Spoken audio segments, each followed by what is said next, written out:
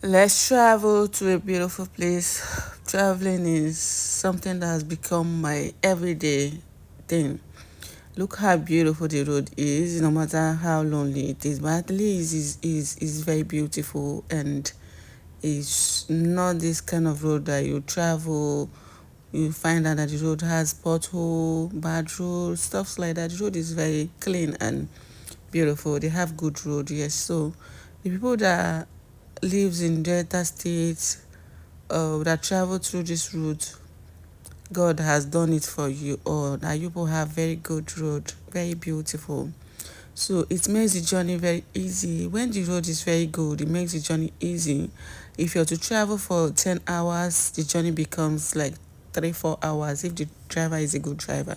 So on this day we traveled and we didn't feel it because the road is good. Unlike other days that you travel and road will be bad, you will spend days, hours just to go for a trip.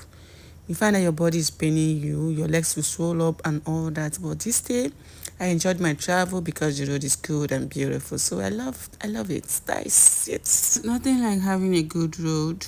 It makes the journey very easy. It makes you relax. You don't feel it because the road is good. But once the road is bad, hey God, you feel it too. They don't need to tell you that yes, you travel. Your body will be paining you, and you'll be scared of the road because if the road is bad, you have to slow down. Everywhere you pass, you must slow down, slow down. And because of that, you can encounter anything. But if the road is good, why slow down? Like, why are you slowing down? You have to drive. Not on speed, but you have to drive. You understand?